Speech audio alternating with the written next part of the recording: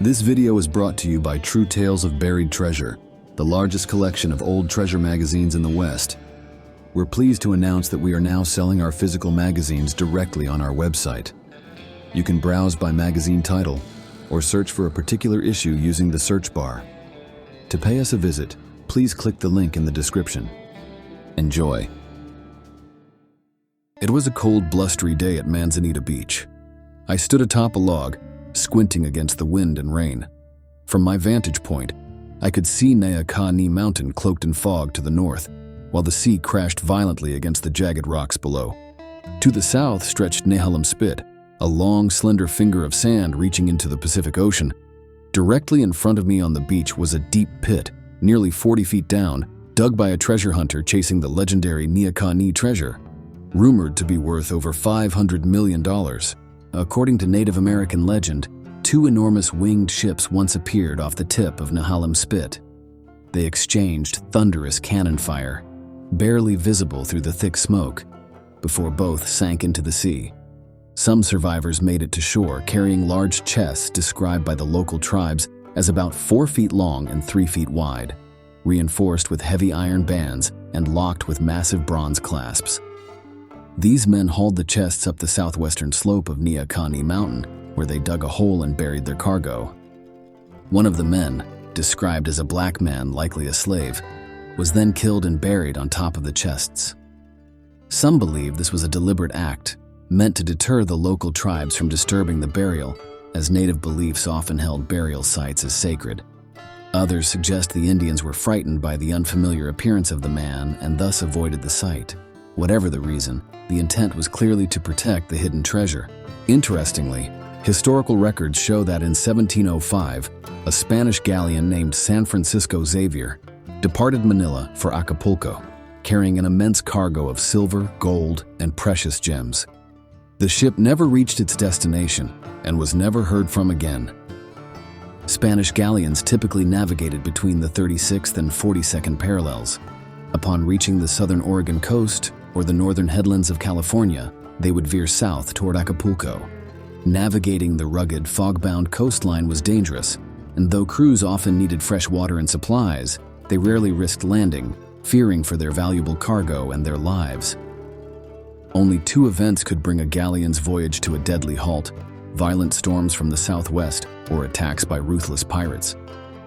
These pirates knew the galleons left Manila before the end of June to avoid typhoons, and that the journey to the New World typically took about 6 months. As I walked to the shoreline of Manzanita Beach, I pondered a possibility. What if this galleon had been delayed by storms and arrived off the coast later than usual? Could the pirates, weary of prowling the waters, have taken shelter in nearby Tillamook Bay?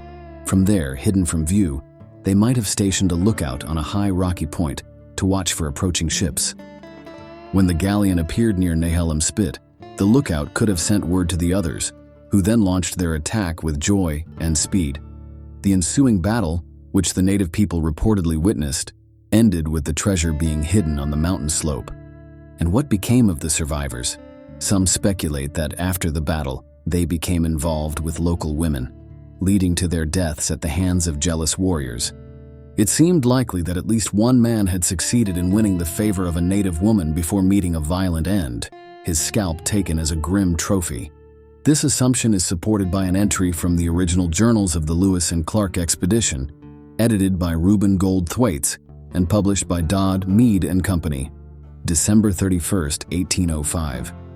Among the Clatsop party that visited us was a man whose complexion was noticeably lighter than the typical native.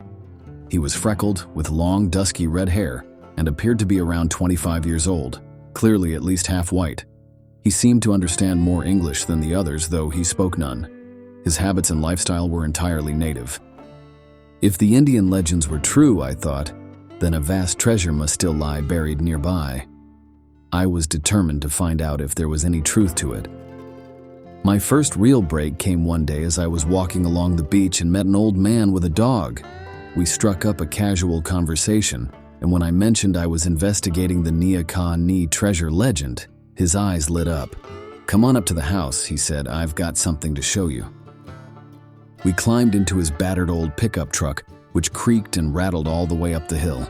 Once inside his cozy beach house, he opened a small box resting on a shelf and pulled out a brownish lump which he placed into my hand. My disappointment must have shown on my face. He gave me a patient smile. "It's beeswax," he explained. "Oh," I replied, a bit deflated. I had been hoping for gold, or maybe a few Spanish doubloons. Still smiling, he reached into a nearby cardboard box and pulled out a book, flipping through its pages until he found what he was looking for. "Here, read this," he said triumphantly, pointing to a passage. It was from The Manila Galleon by William Little Shirts, published by E.P. Dutton and Company. The section quoted an early 17th century Philippine historian, Morga, who had listed items exported to New Spain, now the Americas, from the Philippines, including gold, cotton cloth, and cakes of white and yellow wax. "Where did you find the wax?" I asked, now curious. "Right down there on Manzanita Beach," he said. "It washes up when the wind blows from the southwest. The Indians used to dig it up from Nahalem Spit and trade it to the Hudson's Bay Company." I then asked why Spanish galleons would carry beeswax. "They made candles from it for use in the missions," he said matter-of-factly. "There's a big chunk of it at the museum in Tillamook, you know." I hadn't known, but I wasn't going to let the opportunity pass. I thanked the old man and immediately headed toward Tillamook. As I drove the winding highway, a nagging thought crossed my mind. What if the beeswax was native in origin? If that were the case, it could undermine the entire treasure legend. When I arrived at the Pioneer Museum in Tillamook, a friendly and knowledgeable woman, an assistant curator, showed me the large block of beeswax on display. "Are you interested in the Neah-Kah-Nie treasure?" she asked. I nodded and she smiled. "Then you'll want to see the books." She unlocked a small room behind her desk and opened a cabinet full of old documents and literature. I sat down at a carved wooden table and eagerly immersed myself in the stories, legends, and historical accounts surrounding the elusive treasure of Neah-Kah-Nie Mountain. What made things even more intriguing was that the large chunk of beeswax once had the year 1679 carved into its surface. Though only the digit 67 remain, parts of the wax having been removed for chemical testing, two compelling discoveries helped confirm my growing belief that the Indian legends about buried treasure might hold truth. First, scientific analysis revealed that the beeswax shared the same chemical composition as wax native to Southeast Asia. Radiocarbon dating estimated the wax to have been formed around 1681, remarkably close to the original inscribed date of 1679. Second, I learned that beeswax was a common cargo on Spanish galleons and often carried unique identifying marks that matched entries in the ship's manifests. Documents at the museum suggested that this particular wax might have been part of the cargo of the San Francisco Xavier, a treasure-laden galleon that vanished without a trace.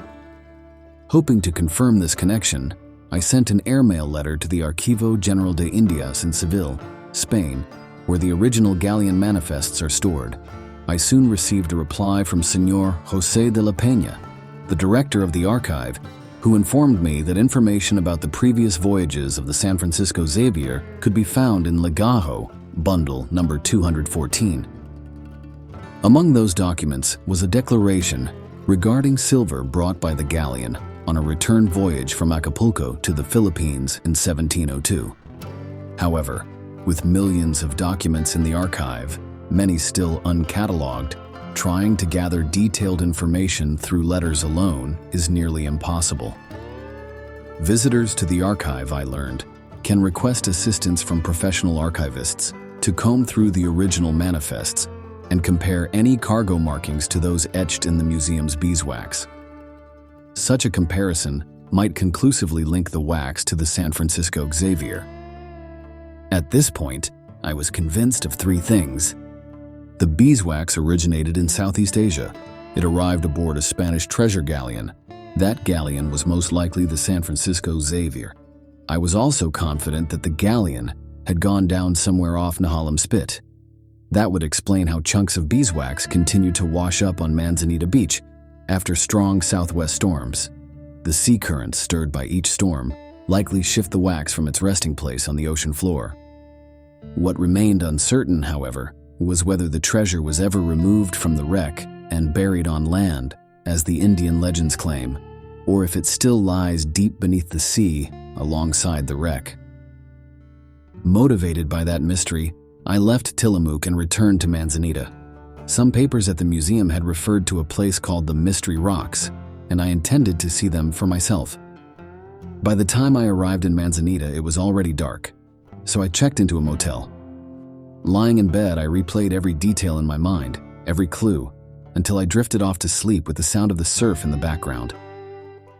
The next morning was bright and clear, with only a light breeze off the water.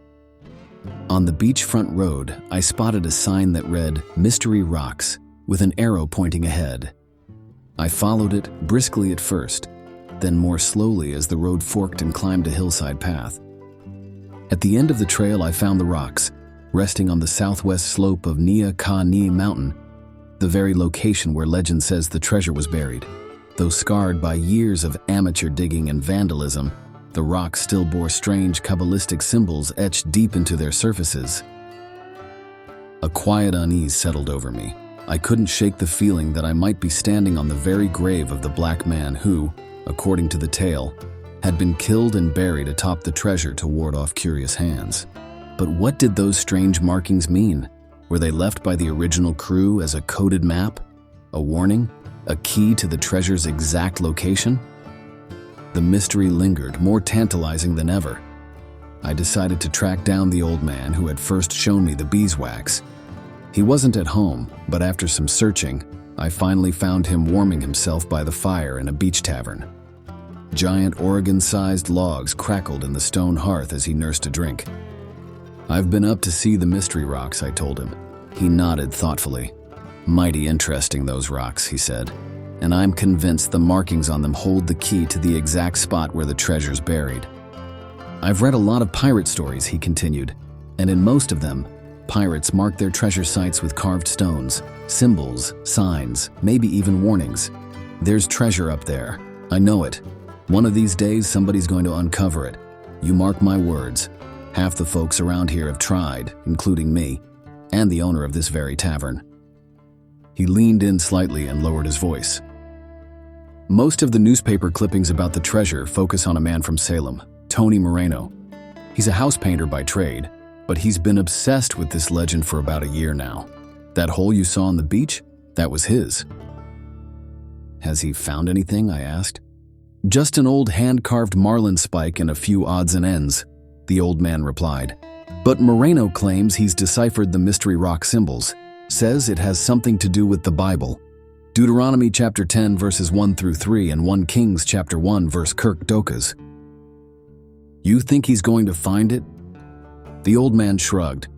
"Hard to say, but if he does, he gets to keep 75% of it. Got himself a permit from the state land board. 6 months of authorized digging." "How much do you think the treasure's worth?" "Well," the old man said, eyes narrowing, "Moreno thinks it's worth at least $500 million, and I wouldn't be surprised if it was even more. But if you're thinking about going after it yourself, I'll warn you, it's expensive. You'd need heavy machinery, permits, time. It's not a job for someone without deep pockets." "I guess that rules me out," I said with a smile. "Probably for the best anyway. I've heard there might be a curse attached to the treasure." "A curse, huh?" He motioned toward the wall. "Take a look at that clipping, left side of the door." I walked over and read the old yellowed newspaper article. In 1931, 2 men had claimed in a postcard to their families in Portland that they had located the treasure using a homemade detection device. They planned to retrieve it the next day, but that next day never came. The shaft they had dug in the sand collapsed, killing them both.